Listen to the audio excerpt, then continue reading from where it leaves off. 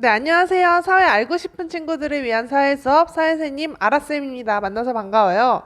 네, 오늘은 중학교 사회 2 1단원 내용인 노동권 침해와 그 구제에 대해서 같이 배워보려고 하는데요.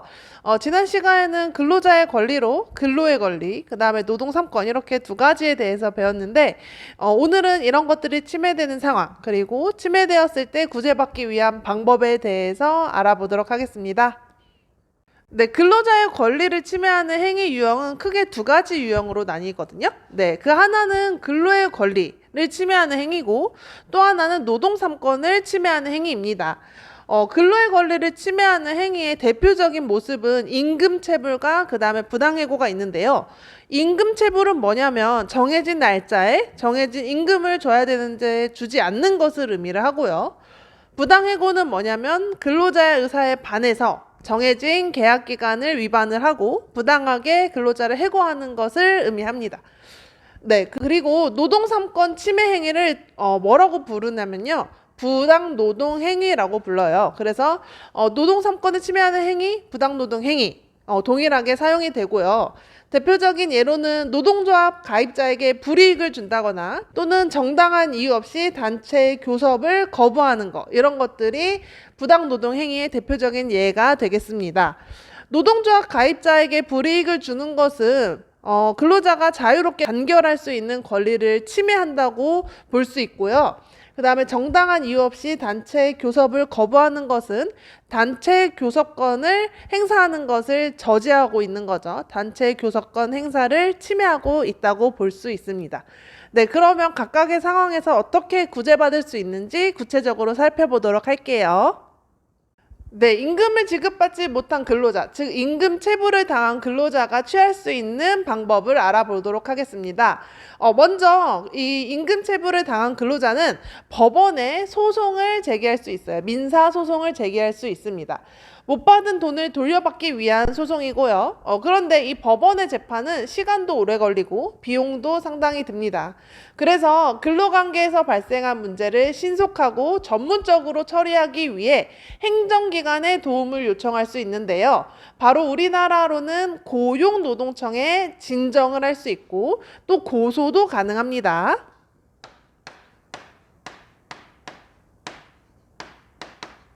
교과서에서는 고용노동관서라고 되어 있는데 고용노동청 같은 의미입니다.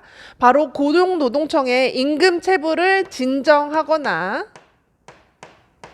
또는 고소할 수 있습니다. 진정이라는 건 뭐냐면 여기에서 진정이란 밀린 임금을 지급받을 수 있도록 해달라고 요구하는 거를 의미를 하고요.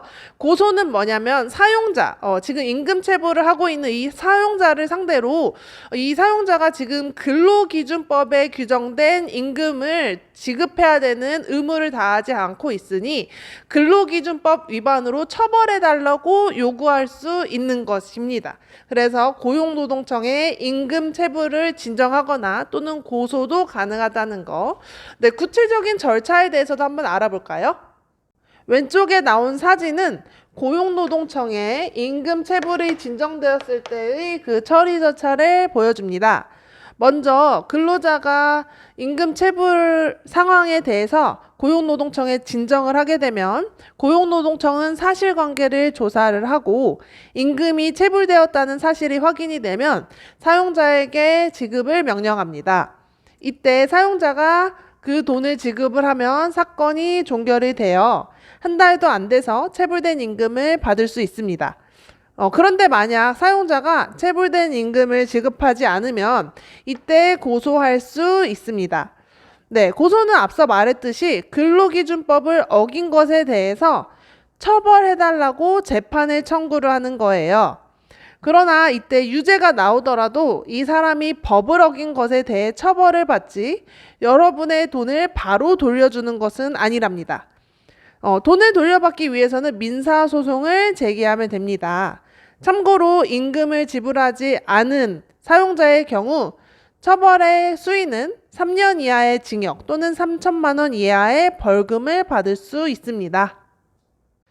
네, 다음으로 부당하게 해고당한 근로자 역시 그 구제를 받을 수 있는 방법이 있는데요. 부당하게 해고당한 근로자 먼저 법원에 민사소송을 제기할 수 있습니다. 이때 민사소송의 내용은 뭐냐면요. 부당해고가 무효다. 이것을 확인해달라 라고 하는 소송으로 해고 무효 확인해소라고 합니다.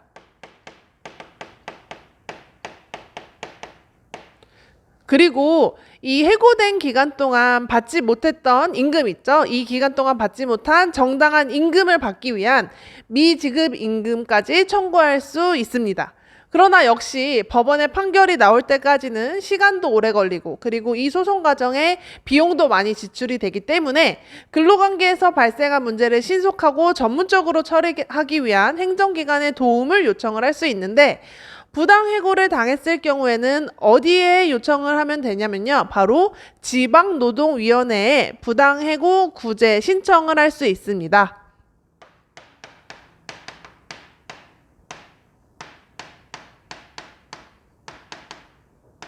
지방노동위원회에 부당해고 구제 신청을 하고 그 부당해고가 맞다. 그것을 구제하라라는 명령이 있음에도 그 명령을 시행하지 않을 경우에 그때 고소도 가능하다는 거 알아두면 좋을 것 같습니다. 그 구제 절차를 또 한번 살펴보도록 할게요. 네, 왼쪽에 있는 순서도는 지방노동위원회에 부당해고 구제에 대한 신청이 들어왔을 때 그 처리 절차를 보여줍니다. 네, 먼저 부당해고라는 사건이 있으면 해당되는 근로자는 지방노동위원회에 그 구제를 신청을 하겠죠. 자, 그러면 지방노동위원회는 그 사건을 조사를 하고 부당해고가 맞다고 판정을 하면 사용자에게 구제 명령을 내립니다. 다시 일할 수 있도록 사용자에게 명령을 내리는 건데요. 이런 구제 명령에 불만을 갖는 사용자가 있을 수 있겠죠. 또는 반대로 이 부당해고라고 신청한 게 사실 부당이 아니라 정당하다라고 지방노동위원회가 판단을 할 수 있습니다. 이럴 경우에는 근로자가 또 불만일 수도 있겠죠. 네, 이렇게 노동위원회, 지방노동위원회의 결정에 불만이 있는 근로자나 사용자는 중앙노동위원회에 재심을 신청을 할 수 있습니다. 그리고 이 중앙노동위원회 역시 사용자에게 구제를 명령을 할 수 있는데 이 구제 명령이 불만이 있거나 또는 부당해고가 아니라 정당한 해고라는 결정에 불만이 있는 근로자는 또다시 이 사건에 대해서 요청을 할 수 있습니다. 다시 한번 봐달라고. 그때 바로 할 수 있는 게 행정소송이 되겠습니다. 참고로 구제명령을 받았음에도 사용자가 해고된 사람을 다시 고용하지 않으면 그 명령을 이행할 때까지 과태료가 부과가 되는데요. 그리고 노동위원회의 결정에 의의를 제기하지 않거나 행정소송이 확정되었는데도 그 구제를 이행하지 않을 경우에 사용자를 고소도 할 수 있어요. 고소를 하게 되면 최고 1년 이하의 징역 또는 1천만 원 이하의 벌금에 처해질 수 있답니다. 네, 마지막으로 사용자의 부당노동 행위로 인해서 노동 3권을 침해받은 근로자 역시 법원에 민사소송을 제기할 수 있는데요. 이때 민사소송의 내용은 뭐냐면 부당노동 행위에 대한 손해배상을 청구하는 겁니다. 네, 그러나 역시 법원의 판결이 나올 때까지 시간이 오래 걸리고 또 그 다음에 부당노동 행위로 인해 피해에 대한 구체적인 구제를 위해서는 행정기관에 그 구제를 요청하는 것이 훨씬 빠르고 정확할 수 있어요. 그래서 이 행정기관 어디에 그 구제를 요청을 하면 되냐면요. 바로 지방노동위원회입니다.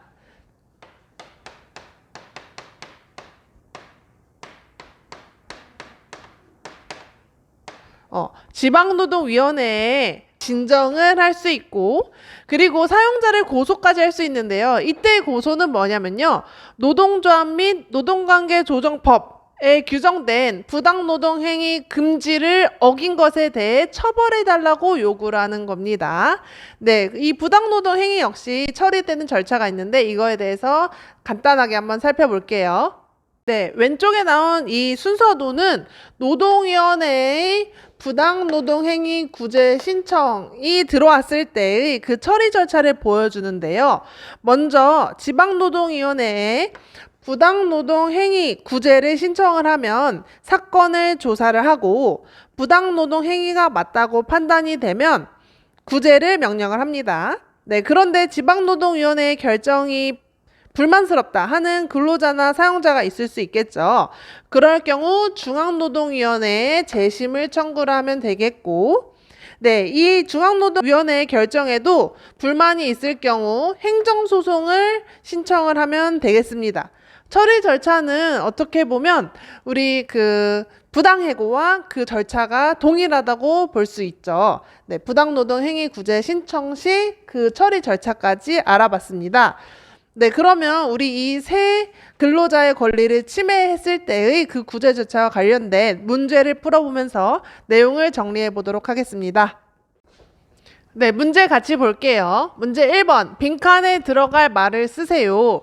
사용자의 부당노동행위. 부당노동행위는 이것을 침해하는 행위였습니다. 노동 3권을 침해하는 행위를 부당노동행위라고 불렀죠. 부당노동 행위로 노동권을 침해당했을 때는 행정기관 중 여기에 권리구제를 요청할 수 있습니다. 우리 방금 본 거죠. 어디였죠? 네, 지방노동위원회가 됩니다.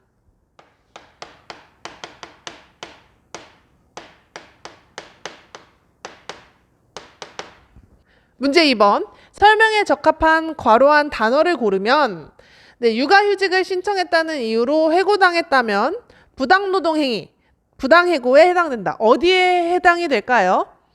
네, 부당노동 행위는 노동 3권과 관련된 기본권 침해 내용이었죠. 그래서 단결권, 단체 교섭권, 단체 행동권과 관련된 노동권 침해 행위고 여기에 해당되는 것은 이유 없이 해고를 했기 때문에 부당해고가 해당이 되겠습니다.